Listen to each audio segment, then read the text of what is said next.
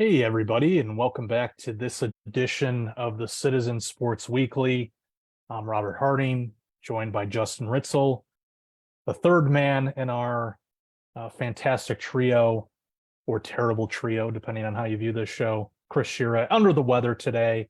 He has lost his voice, which is hard to believe, but this guy would ever lose his voice with the amount that he talks. But, you know, the hot air has decreased in the Auburn area for one day, it seems. So we are without him for today as we do our Super Bowl recap show. You would think that Chris would lose his voice more in the months of, September through December yelling at the Dolphins, but they haven't played in over a month. So you'd think his vocals would be in perfect health, but unfortunately that's not the case. So on today's show, we'll actually have some modern, up-to-date takes on the Super Bowl, and we'll save that 1970s opinion, for another day. And folks, we have a treat for you this week because there will be no landlines interrupting this show. So enjoy the football talk while it lasts. So obviously, Justin, we were treated to a great Super Bowl, between the Chiefs and the Eagles. The Eagles had the lead there, double-digit lead, but as we know with Patrick Mahomes and company, no double-digit lead is safe with them.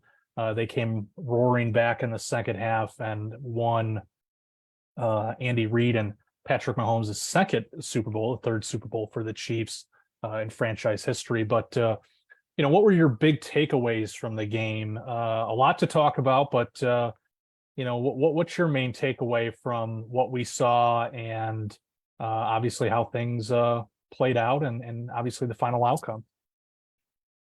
Well, it seems like on an annual basis after the Super Bowl, or maybe when we're previewing the Super Bowl, we come on here and I always talk about here are my favorite Super Bowls of all time, or here are the Super Bowls that I think were the best of the best. And, I've more or less said, I think what really separates the absolute best Super Bowls, which I think, Giants, Patriots, 2007, Seahawks, Patriots, 2014.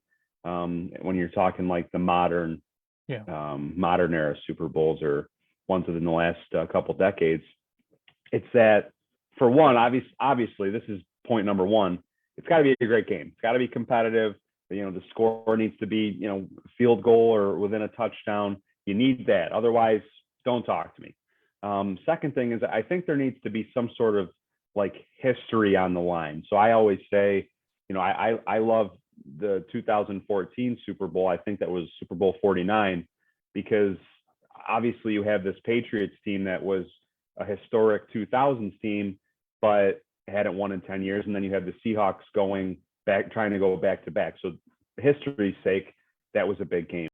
And then you need a famous play. Okay. You need one of those plays that everyone after the game is saying, oh, what are we going to name this play? The helmet catch is the one that immediately comes to mind. So I think that this year's Super Bowl, it hit point one, which is it was a great game, very competitive throughout. I think it had a chance to have the famous play, that Mahomes scramble on their last drive. That was impressive, especially considering, what he's been dealing with this high ankle sprain. I think we could have been talking about that as one of the all-time great Super Bowl plays. And then, obviously neither of these teams were going for back-to-back situation, but the Chiefs have obviously set themselves up now as kind of the team of the 2020s. Mm-hmm. So in their pursuit of a dynasty, this game was significant, but you cannot talk about this game without saying that I feel robbed a little bit with the officials' call holding on James Bradbury in the final drive, which basically won the game for the Chiefs. I think ultimately they would have won it anyway, the way they were driving the field and the way they were moving the ball in the second half. I mean, the Eagles defense really didn't put up any resistance, but I just feel like, in those situations and big games, even though, my teams have been burned by this kind of approach in the past, I would rather see an official put the whistle away, and unless it's, absolutely egregious, like that non-call in the Saints Rams NFC Championship a few years back, if it's not egregious, just let it go. I don't think Juju Smith-Schuster was really a part of the play. That's not the direction Mahomes was looking. And then on top of that, they weren't calling it the entire game. We've watched enough football to know that there's a fair amount of holding that happens over the course of the game between the defensive backs guarding the receivers. This wasn't a case of that was the first time all game that it happened, but it was the first time all game that it was called. So no, I didn't go and watch the film. I watched the game live on the TV broadcast, but I'm willing to bet that there was other holding calls happening throughout the game in terms of receiver versus defensive back that went uncalled. I don't think that's the worst thing that an official can do is referee the game a certain way for the first, in football for the first 55 minutes and then change for the last 5 minutes. I give the Eagles cornerback Bradbury credit because he said, I held him, which, if you want to watch the replay, yeah, he got him a little bit. It wasn't a, made up call, but was it enough to warrant a flag and basically decide the Super Bowl? I don't think so. And that's my issue, is that I feel like we were robbed of what could have been an all-time classic ending to an all-time classic game. And now I put it on Twitter. I call it the asterisk bowl because it kind of feels like that. Chiefs fans, you don't have to apologize for winning the Super Bowl. You guys should be mad too, because now everyone's going to kind of ding this moment for you guys. So that's my takeaway. Great game that I think could have been an all-timer, but probably appropriate for this NFL season. The officials stepped in and had more of a role than anyone wants. Yeah. There's a few points that I want to make. First, I'm with you that this was, up until that call, just a great game. And really, a coming out party, I think, for Jalen Hurts in a way. I think he should have been the MVP. That's my feeling about it. I think he was the best player on the field. I get that we're in a time when we want to anoint the quarterback, the Super Bowl winning quarterback, as this amazing superhero type figure. But the Chiefs don't win that game because of Mahomes, in my opinion. I mean, that I looked back to see when the last time he was under 200 yards in a game, and there haven't been many of those moments. So that the Eagles did pretty well to hold the passing game in check. And I think, when you look at that, how they won the game in the second half, it was taking the ball out of Mahomes' hand, giving it to Pacheco, who had a big second half. Jerick McKinnon ran the ball well in the second half. They had that huge special teams play on that punt. It was a terrible punt. And Kadarius Toney almost runs it back for a touchdown, which I think would have been the first punt return touchdown in Super Bowl history. Puts them at the 5-yard line. Easy peasy. They score a touchdown. So, I think that when I think about this game, I'll think of, how Jalen Hurts was the star that shined the brightest. And, your boy Ritz, Jean-Sebastien Giguère, is a famous name in hockey circles because he won the Conn Smythe back in the playoffs, early to mid 2000s, I think. 2003, yep. Yeah, and he was on the losing end. His Ducks lost to, I believe, the Devils, was it? Yeah. In Thanks that for Stanley. bringing that up. Yeah, rub salt in the wound. But I think that if there was ever a Super Bowl in our times, and it has happened before, but if there was ever a Super Bowl now to say, look, this player on the losing team is undoubtedly the best player in that Super Bowl, it was this one with Jalen Hurts because of the numbers he put up. He just had an outstanding game, and really he carried the Eagles in that game. It would have been a no-brainer if they won the Super Bowl. He would have been the MVP. And so I really think about that. I'm with you on the officiating too. I think it's a stain on the NFL, quite honestly. Goodell downplayed it, said the officiating is the best it's ever been, or never been better, I believe were his exact words. And to have this call, you know, in fairness to Kansas City, they were going to score points in all likelihood on that drive. But that call certainly made it easier for them to clinch the Super Bowl, because it effectively ended the game. You know, all they had to do was run down the clock, you know, kick the field goal, and that was that.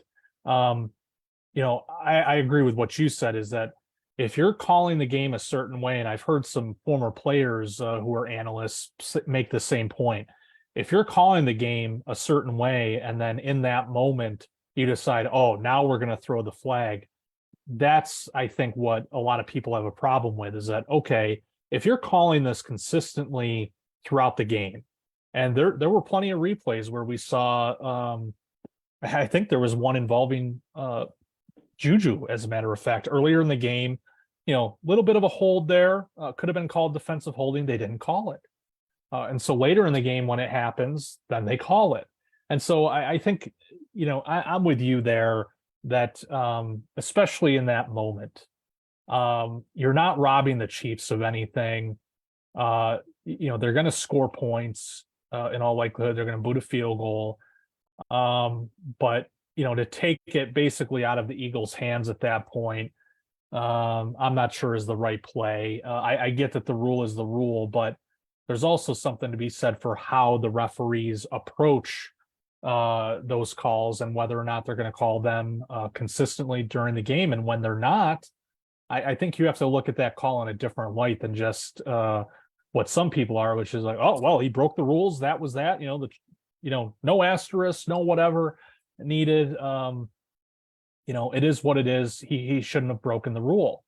But it's never that simple. And so I think that the NFL, you know, really has to look at that, you know, in the offseason. I doubt that they will, just based on what Goodell says, but I'm sure that there will be pressure from the owners to address this, because there's more than one team that certainly could have issues with the officiating based on what we saw this season. So that's where I'm at. I do want to say, you know, regarding the MVP, I just think, you know, it's bogus that Mahomes won this award. I do not think he was the best player on the field for the Chiefs. I was trying to think of, okay, if you're not going to give it to Hurts, who do you give it to from Kansas City? And I think it's a tough one, because there's no real player that stands out. They got contributions from everybody. You know, I mentioned the Kadarius Toney return. He also caught a touchdown pass. McKinnon and Pacheco with their contributions. To be honest, and this would seem wild, but I would give it to their offensive line, because, you know, myself and, you know, I know Bob Sosi, when he was on the show last week, and many others came into this game talking up the Eagles, and how the Eagles were just superior in the trenches. And boy, did the Chiefs, you know, put on a show, keeping that pass rush in check. Now, granted, they were playing on a NHL outdoor surface in that stadium for some reason, which another embarrassing moment for the NFL. But I won't get into sod analysis here. But the Chiefs' offensive line was just outstanding in this game. And I think really at the end of the day, when you look at how were they able to make their comeback, it wasn't on Mahomes' arm. Yes, he had that scramble, which I think will go down as one of the more iconic plays in Super Bowl history. But they ran the ball. And, you know, I think that was the key, you know, keeping Mahomes upright and getting the ball rolling. They ran for over 100, almost 120 yards in that second half on Sunday. So to me, if you're going to pick any Chiefs player, you look up front, because they won the game for that team on Sunday. Well, if I remember correctly, you made the same argument. I don't think it was for the same position group, but you made the same argument back 2 years ago when Tom Brady won MVP for the Bucks. And it was kind of a similar situation, like, and that wasn't a close game. This was a close game, but right. You know, Brady, I think he threw 3 touchdown passes, just played a nice, clean game. but wasn't like spectacular by any means, just kind of did his job, to pull the old Bill Belichick line. But it was really the Buccaneers defense that just harassed Mahomes the entire game and really made the Chiefs offense just look terrible. Yeah. So listen, I'm kicking myself because that bet, if you can pick the winner correctly, you might as well just throw in a parlay the quarterback for the winning team to win MVP, because that's just how it is. Mm-hmm. It's very rare, and I say this, a year removed from Cooper Kupp winning MVP for the Rams, but it's just so rare that a quarterback, if they throw a couple touchdowns and their team wins, they're gonna win MVP. I think back to when the Chiefs won their first one back in 2019 against the 49ers. Mahomes was bad that game. He was downright bad, threw a couple interceptions, dumb interceptions, but the Chiefs were down 10 points in that game in large part because he was playing poorly. Now he led a comeback and had a couple touchdowns, and I think he ran for another one too. So 3 total touchdowns, and obviously the NFL wants to promote him as the next golden boy of the league. So it just makes sense. Let's give him the MVP and beef up that resume a little bit. And I think, if it comes down to it, I would probably pick Mahomes too. I do think that, he didn't make any spectacular, for his standard, throws. A couple of his touchdown passes were just phenomenal play calls by Andy Reid, where he schemed open receivers that were, could have walked in the end zone and basically did. So really, I think this game goes toward Andy Reid's legacy more so than Mahomes, because he was on one on Sunday. He called a great game. Obviously, they scored 38 points. The first example I can think of when the NFL really decided we're just going to give it to the winning quarterback, this MVP, was back in 2006 when Peyton Manning won it. That game against the Bears, the Colts-Bears game. It was in Miami. It was rainy. It was just a bad day to be a quarterback. So I don't fault Peyton Manning, but he threw like one touchdown. I think he had an interception. He was kind of a non-factor, and he won the MVP because it's like, Peyton Manning finally won the Super Bowl. We have to give him the Super Bowl MVP. Right. Was he the most valuable player that day? Probably not, but he's the quarterback, and those are the guys everyone cares about. So on your Jalen Hurts point, I do have a tough time giving it to a losing player. When they didn't do it for Tom Brady back when he, a few years ago when he threw 500 yards against the Eagles, if he wasn't getting it then, I don't think anyone's getting it. But I think Jalen Hurts long term really answered some questions that I had, that he is not just, he doesn't need to excel running the football to be a great quarterback. He threw some absolute dimes. A couple throws, like there was that one sideline one where Dallas Goedert had to toe tap, and coincidentally they had to go to review for that one. But that was a phenomenal throw. So, Jalen Hurts, he finished second in MVP this year. Obviously, he's pretty dynamic with that running game. We've seen with these quarterbacks who play that style. I think of Lamar Jackson. You're not gonna run like that every single year. Teams are going to figure out ways to slow your running attack. So can you counter that by throwing the ball effectively? I think Lamar Jackson has, while he's remained a dynamic player, we've seen since he won that MVP that, if you can slow that down, he's not as effective. I think Jalen Hurts showed during the Super Bowl that if you take away or slow down that element of his game, he's still got potential to really burn you with his arm. He made some great throws and deserves a lot of credit. And, I think just the way his poise throughout the season, the way he's handled himself or carried himself in press conferences, I've been really impressed with that.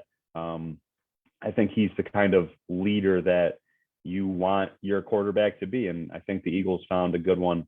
And we'll see if they start handing out a contract to him. I think he's coming up on his fourth season as quarterback. So he's going to be due for an extension, and we'll see what kind of money the Eagles decide to give him.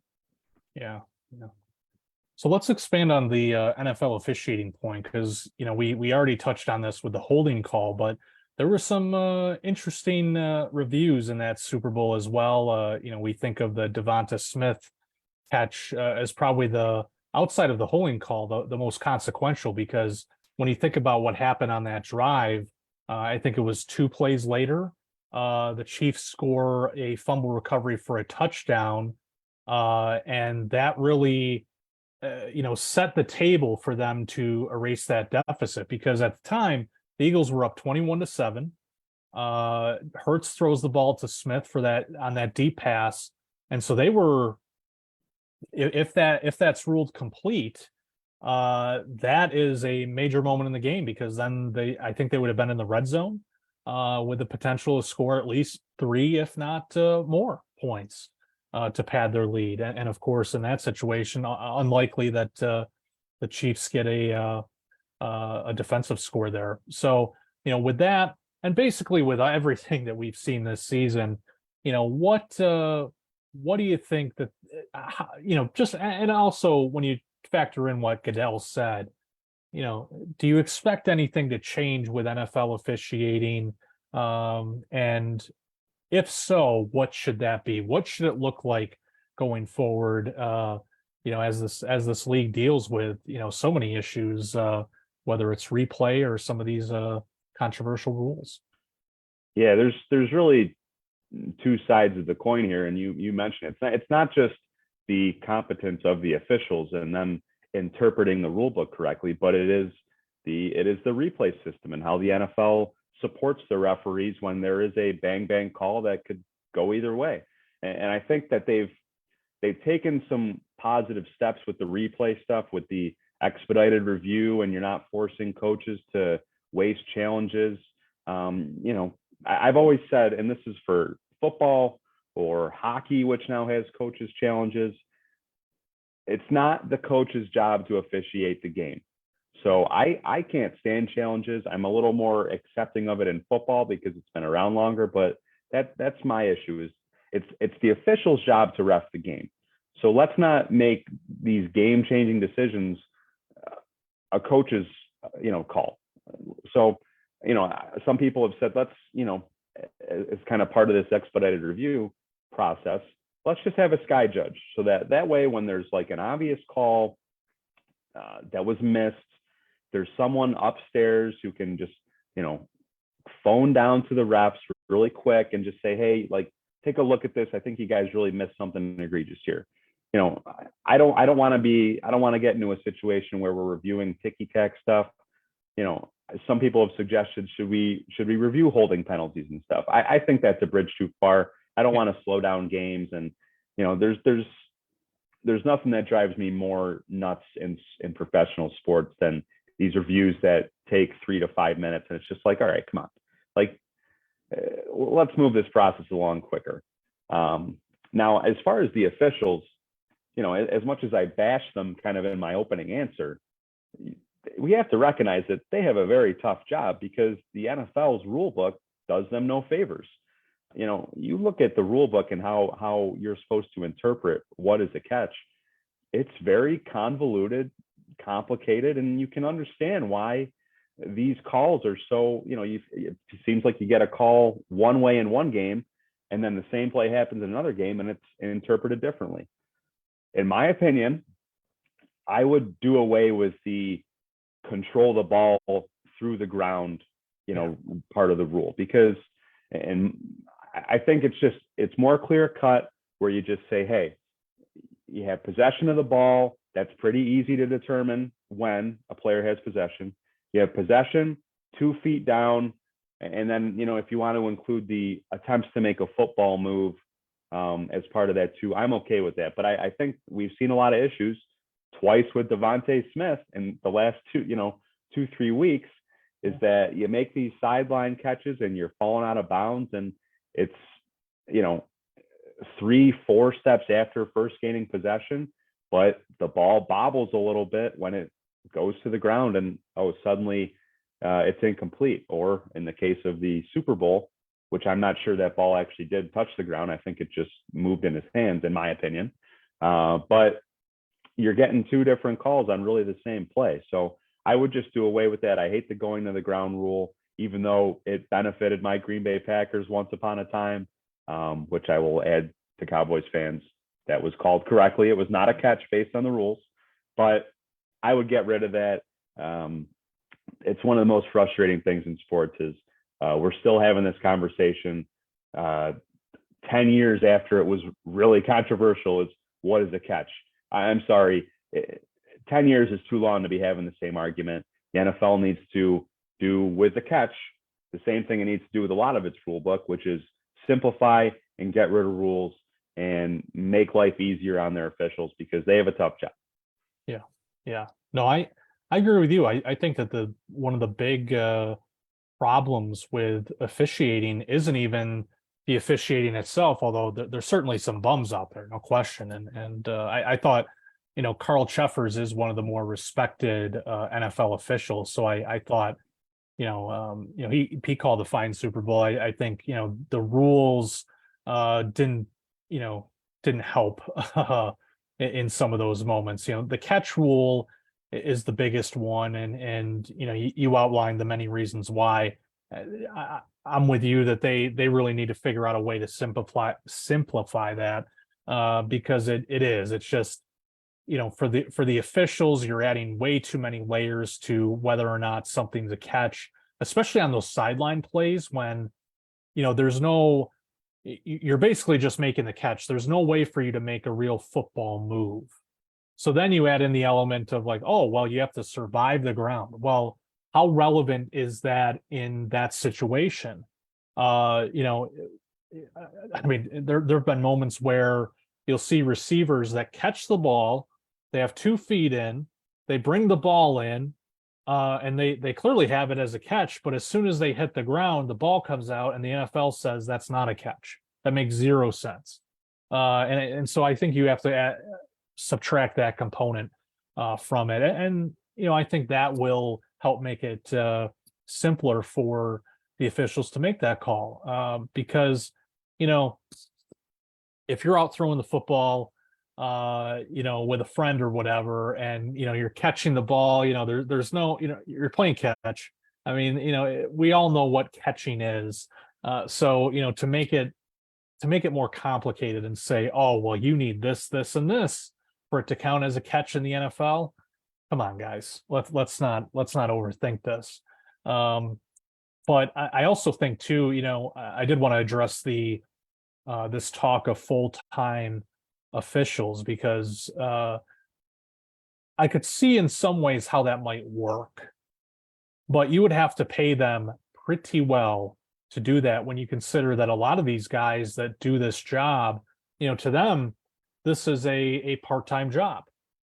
They get paid, I'm assuming, in the 6 figures to do it, to go out and officiate these games. But they also have side jobs. They're attorneys and investment gurus and all this other stuff. So they're making pretty good money on the side in a lot of cases. This isn't their only profession. So I think if you're going to do that, you need to make it worth their while. In order to achieve that. Plus, you're contending with, as we've seen in recent years, especially with the referees, that they can get lucrative deals with TV. Now, I think that the networks are set there at least for now. Steratore with CBS is great. I don't think he's going anywhere. I don't think Pereira's going anywhere at Fox. Same can be said for McCauley with ESPN, I think, and then NBC has McCauley, and then ESPN has John Perry. Those are guys that were great referees in this league, and they have a stranglehold on those TV positions. We'll see if the TV offerings expand and how many more of those opportunities come open, but.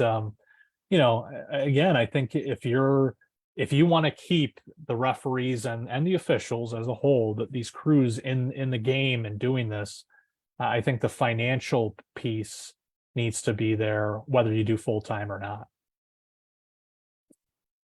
Yeah, I agree. I mean, you said it. no, the positions aren't open, but those type of jobs, the rules expert on these broadcasts is, I think, and just the television's entire role and replay and all that, showing these slowed down pixelated replays and stuff with Mike Pereira or Gene Steratore commenting on what they interpret the rule as being.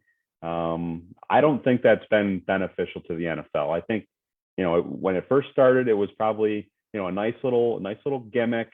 Here's something that's a little different for the TV broadcast. We can get the official's viewpoint, but in the long term, it's just like, I think Gene Steratore was the best ref there was. And keep in mind, he also refereed Division I college basketball and was good at that too. I think that plays a role in why he was such a good official, is because he had experience in it at a high level in multiple sports. But I don't want to hear from him 10 times a game. I don't want to hear from Mike Pereira 10 times a game. So I think that plays a large role in why this entire situation with rules and replay and stuff is frustrating. And I think TV networks, unfortunately, have a large responsibility for why we feel the way we do. So let's wrap up this week's video with a discussion about the Chiefs. Now that they've won their second Super Bowl in what, 5 years, 5 seasons, something like that. Four seasons. Now that they have achieved that feat, there's a bit of a debate here, because usually with dynasties, you have teams that either they win back to back or they win 2 out of 3 years. But with the Chiefs, obviously, there's an additional gap there. But one thing that they have going for them is that, they have represented the AFC in the Super Bowl, at least one other time. They certainly have been in the AFC Championship game 5 seasons in a row now. So is this team a dynasty? Have they achieved that I guess, milestone? I have my thoughts on it, but Ritz, you go ahead. Are they there yet? Absolutely not. Not a chance. Listen, if you are a true dynasty, and I'm not saying what the Chiefs have done isn't impressive, because it is. I would trade what the Packers have done over the last 25 years for what the Chiefs have done in the last 5 alone, winning 2 Super Bowls. And it is very tough. And if you want to say like they're this era's Patriots, you're probably onto something. I do think that they're going to end up winning more, because based on Patrick Mahomes' age and what he's capable of doing, why wouldn't they? But it's not a guarantee. Right. I think that we need to, there's a lot of quarterbacks in the AFC, a lot of quarterbacks coming up who are also very talented. The Bills, as much as people are down on them right now, have their own very good quarterback. So I think penciling in the Chiefs for, Patrick Mahomes is going to match Tom Brady and win 6 or 7 Super Bowls. But let's pump the brakes. He's won 2. He certainly is set up for winning a few more, but it is very tough. And Andy Reid's not going to be around forever with that team. Travis Kelce, not going to be around forever. They had a great draft this year, but it's not going to happen every year. The NFL is too hard, too unpredictable. It's just, if I were to bet against, or if I were to bet on or against them winning, let's say set the over under at 4.5, I'd probably go under, because it's just so tough. Yeah. Now, your question at hand, are they a dynasty? Like I said, absolutely not. My personal opinion, don't even talk to me about being a dynasty until you go back to back. Okay. Winning a second championship in a row, and then obviously, teams like the Chicago Bulls, who were able to do it 3 times in a row, that's more difficult than winning one.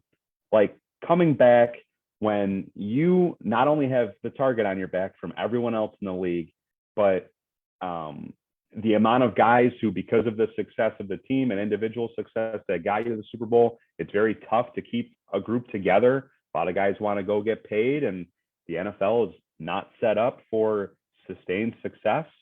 That's why there's a salary cap, because the league wants parity. So the odds are against you, which, that's why, I say that I don't I don't think they're going to go on and match the Patriots. But dynasty, no. Talk to me when you win a second one, which they very easily could do next year. But you got to go back to back at some point. If they win it again next year in 2023, then I'm willing to have that conversation, because then you're saying they've won 3 in 5 years. They've been to 4 Super Bowls in 5 years. Then I'm open to it. Right now, don't talk to me. And also, for those of you who are already saying Mahomes is a top, 3 quarterback of all time, hey, pump the brakes. Yes, he's had a fantastic career. Not a lot of guys have won even two MVPs. No one's done it as quickly as he has done. But there is something to be said for longevity. And last time I checked, Peyton Manning being a Hall of Famer for 15, 16 years is more impressive than Hall of Fame play for 5 years, even if Mahomes is off to one of the greatest starts to a career of all time. There's a lot that can happen. He's got a long career ahead of him. It's very tough to stay healthy at that position. He himself, we saw it this Super Bowl run. We've seen it previous Super Bowl runs. He doesn't exactly have a clean bill of health. He does expose himself to injuries from time to time. So, hey, let's enjoy the ride a little bit before anointing him as, oh, he's the best of all time. You really have to stack years and years and years of Hall of Fame play before we can have that conversation.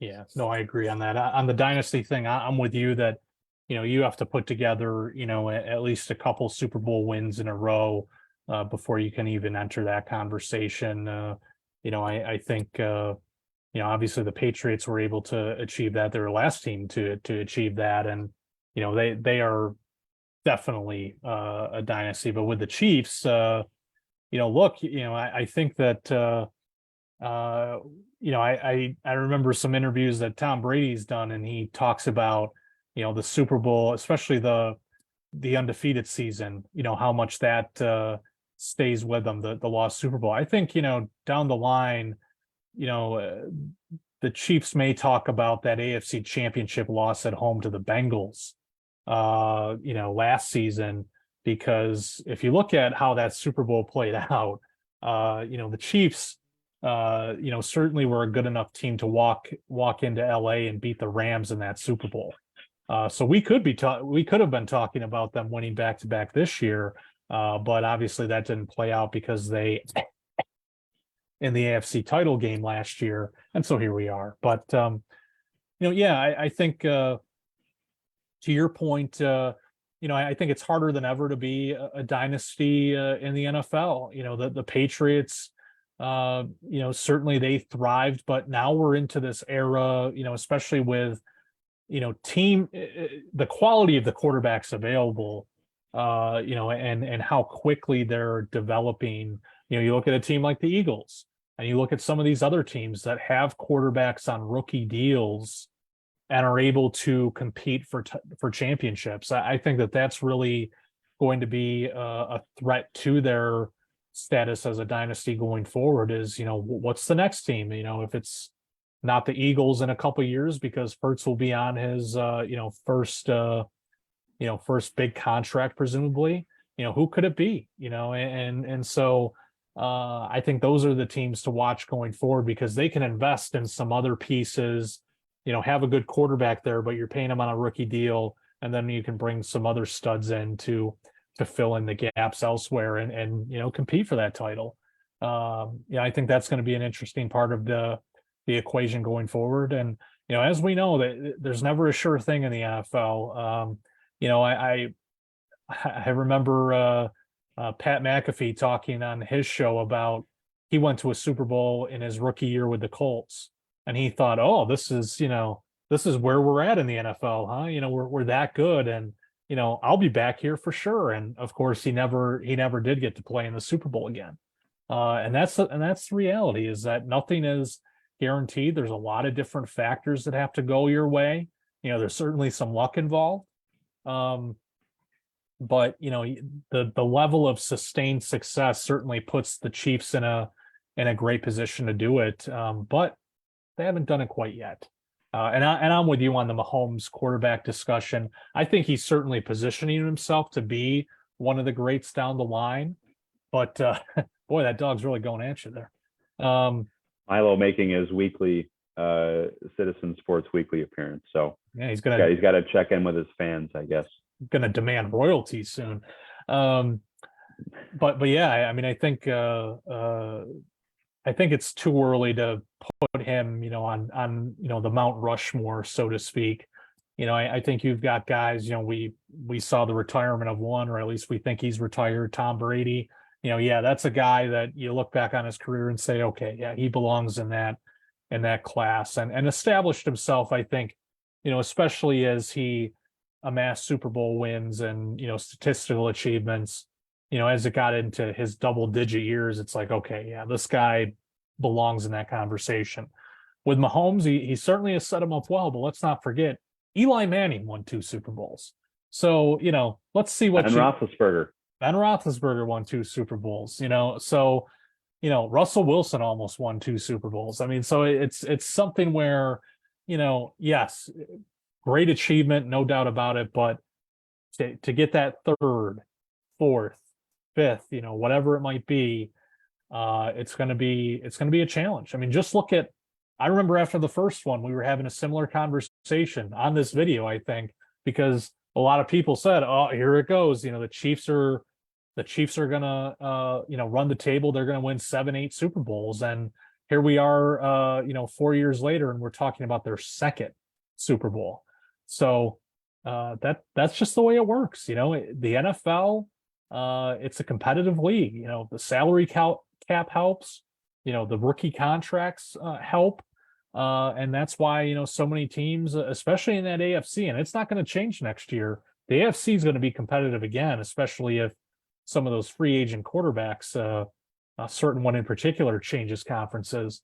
We'll see how it plays out, but yeah, it's not going to be an easy road for that team to get back to the Super Bowl, let alone win it multiple times.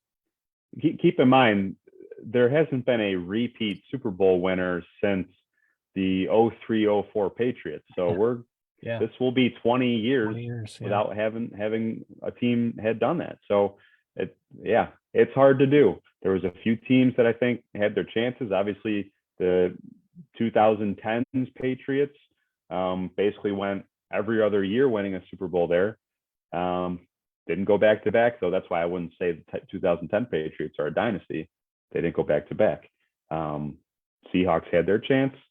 They couldn't do it. So it's very tough to do, especially in that AFC. We'll see. I mean, as a football fan, I think you always love to look out for that kind of team of the decade. Now, like I said, I think the Chiefs are certainly, no offense to your Buffalo Bills, who need to win one at some point, right, but they are trending in that direction. Before we go, Robert, yes. You said the words too early a minute ago, but I say it's never too early to look at Super Bowl futures. Kansas City, understandably, the favorites to win the Super Bowl again next year at plus 600, according to our friends at DraftKings. Your Buffalo Bills, they're on their heels at plus 700. The San Francisco 49ers in a bit of a surprise. The leading team from the NFC to get to the Super Bowl at plus 800. I have to ask you, and you don't have to necessarily say a team that I just said. Maybe there's a sleeper out there that you're thinking of. At this stage in the game, Robert, is there a team that you think will get to the Super Bowl next year that you like their odds? I like the Eagles to get back. I think that, there is something to be said for that losing team in the Super Bowl to have a bit of a lull. Whether it's, you're kind of moping or whatever, but I think if you're the Eagles, you look at that game and say, yeah, we lost that game. We should have won that game. And that there were obviously the play in the second half, those 2 touchdowns that you mentioned, scheming them open. I mean, it was a classic like playground, gotcha game almost of, we're going to stop as we go in motion, and the defenders are just not following where the defender's going. And, it's like, haha, I'm over here. And that's how they scored 2 touchdowns. And then, of course, the fumble recovery for a touchdown too. So if you're the Eagles, you look at that and say, yeah, we needed to clean up our game. And we should have won that Super Bowl. So I think they'll come back hungry. They should have a lot of those pieces back, I think. And they got Jalen Hurts. And so I think that they can, as long as he stays healthy, they can get back there. In terms of the AFC, look, the Chiefs, they have the key, they kind of have the foundation there. I would not be surprised if we saw this Super Bowl again next year, to be honest with you. As good as the AFC will be, and I think, that's going to be really the test, because the NFC, I think, really it's the Eagles and the Niners, and, we'll see if there's any surprises, but, those are the two teams, they're the kind of class of the conference right now. The AFC is going to be more wide open. I think the Jacksonville Jaguars, showed late in the season that, hey, we're going to be in the conversation going forward. We'll see what happens with the Broncos if Sean Payton can turn that team around and rejuvenate Russell Wilson. They certainly have the defense to compete. Their defense is right up there with the Eagles and the Niners. So if they can get the offense going, they're going to be a contender. And then, we'll see what happens with the teams like the Bills and the Bengals. But, the Chiefs are well positioned as well. They've got a good front office, a good coaching staff, and I'm sure, Andy Reid wouldn't mind another celebratory cheeseburger before he calls it a career. So I'll say this about the Eagles. I am surprised they're not the favorite going into next year, coming out of the NFC, because they are set up here for a nice little 2-3 year run. Yeah. Their offense is going to return basically the same guys. But I do think if I'm worried about the Eagles, it's you ever heard of the concept brain drain? They are losing both of their coordinators. I think we kind of overlook that from time to time. That's a reason why some of these Super Bowl teams, and particularly the loser, do not return the same years, because their coaching staffs are always getting poached, and that's the case with the Eagles. So, and you got to keep in mind, this is one of the reasons why I said I like the Chiefs in the Super Bowl, is I think the Eagles defense was vastly overrated, and look what happened. They had a very bad game, and their defensive line is old, and that's kind of their calling card. They had to bring in Ndamukong Suh and Linval Joseph to play some snaps late in the season. I know they spent a first round pick on a defensive lineman, but he couldn't even see the field really toward the end of the year. So, I would certainly have them as the favorite. I don't think they're a sure bet by any means. Same goes for the 49ers. As talented as they are, I do wonder if they've kind of, with this particular group, if they've kind of reached their ceiling. And the quarterback question with them is obviously a big thing. Who the hell knows who's going to be starting week 1 for them? If I'm going to give a long shot here, and I think obviously the potential Rodgers teams are enticing. The Jets, the Raiders, both have really nice odds if you want to take a risk, and maybe Rodgers will go there, and you'll get some value there. That also includes the Green Bay Packers, my friend, if he decides to come back, considering the state of the NFC. I think they're plus 3,000. You never know with that team and with that division and with that conference. But if I am to throw out a major long shot, and it's really in the same kind of vein, what I'm thinking here is that they're really a quarterback away from being good. I kind of like the Carolina Panthers at plus 5,500. I think that's a really good defense. I like Frank Reich as he's a solid NFL coach who's, for kind of what disaster the Colts were the past couple of seasons. He had some nice years there. If they can somehow finagle Rodgers or even Derek Carr, who I think is pretty average, but certainly better than Baker Mayfield and Sam Darnold. If they can kind of get one of those veteran quarterbacks, I really like how they're shaping up, especially in the NFC South, which is a terrible division. There's really no clear-cut division leader now that Tom Brady's retired there. So I like the Panthers at plus 5,500 if you're just looking for a long shot. Interesting. Yeah, I don't have the odds in front of me, but a team that I would keep an eye on is the Colts. I think if they get a quarterback with the roster that they have, uh, and new coaching staff coming in. You don't have some guy that just got off TV coaching your team, so that might help you out. But they were ravaged by injuries. I mean, people forget that as bad as they were viewed as a playoff team going into last season. I think a lot of people felt that Matt Ryan's best days weren't behind him, and that he would come in and at least be play competently enough at the quarterback position and make a difference for them. And of course, that wasn't the case. But I mean, the talent is still there. They've got great talent on the defensive side of the ball.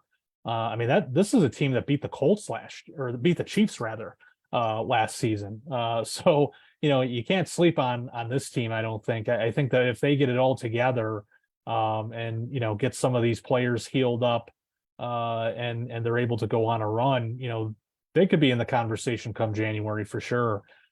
So they just need stability at the head coaching position, which they did hire the Eagles offensive coordinator this past week. And the big question is, okay, they've got a high draft pick.